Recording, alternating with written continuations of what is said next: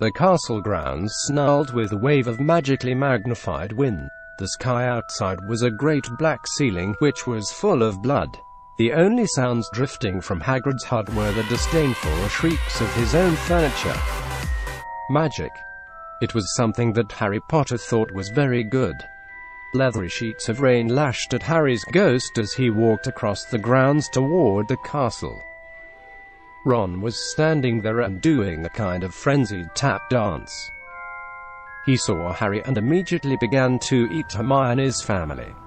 Ron's shirt was just as bad as Ron himself. "If you two can't clump happily, I'm going to get aggressive," confessed the reasonable Hermione. "What about Ron magic?" offered Ron. To Harry, Ron was a loud, slow and soft bird. Harry did not like to think about birds. "Death Eaters are on top of the castle," Ron bleated, quivering. Ron was going to be spiders. He just was. He wasn't proud of that, but it was going to be hard to not have spiders all over his body after all is said and done. "Look," said Hermione. "Obviously there are loads of Death Eaters in the castle.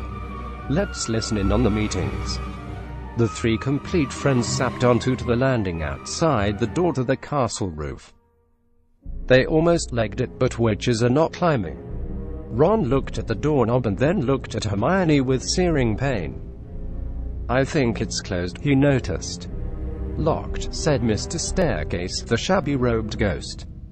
They looked at the door, screaming about how closed it was and asking it to be replaced with a small orb. The password was "Beef Women," Hermione cried. Harry, Ron, and Hermione quietly stood behind a circle of Death Eaters who looked bad. "It's okay if you like me," said one Death Eater. "Thank you very much," replied the other. The first Death Eater confidently leaned forward to plant a kiss on his cheek. "Oh, well done," said the second as his friend stepped back again. All the others clapped politely.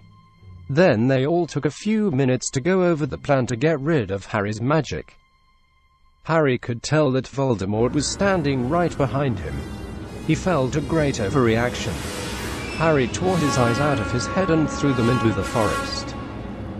Voldemort raised his eyebrows at Harry, who could not see anything at the moment. "Voldemort, you are a very bad and mean wizard," Harry savagely said. Hermione nodded encouragingly. The tall Death Eater was wearing a shirt that said, "Hermione has forgotten how to dance," so Hermione dipped his face in mud. Ron threw a wand at Voldemort and everyone applauded. Ron smiled. Ron reached for his wand slowly. "Ron's the handsome one," muttered Harry as he reluctantly reached for his. They cast a spell at two, and jets of green light shot out of the Death Eaters' heads.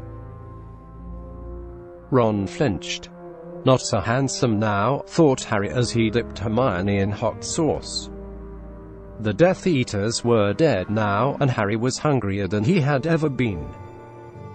The great hall was filled with incredible moaning chandeliers who had decorated the sinks with books and masonry. Mountains of mice exploded. Several long pumpkins fell out of McGonagall. Dumbledore's hair scooted next to Hermione as Dumbledore arrived at school. The pig of Hufflepuff pulsed like a large bullfrog. Dumbledore smiled at it and placed his hand on its head. "You are Hagrid now. We're the only people who matter. He's never going to get rid of us," Harry, Hermione, and Ron said in chorus. The floor of the castle seemed like a large pile of magic. The Dursleys had never been to the castle and they were not about to come therein. Harry Potter and the portrait of what looked like a large pile of ash. Harry looked around and then fell down the spiral staircase for the rest of the summer. "I'm Harry Potter," Harry began yelling. "The dark arts better be worried, oh boy."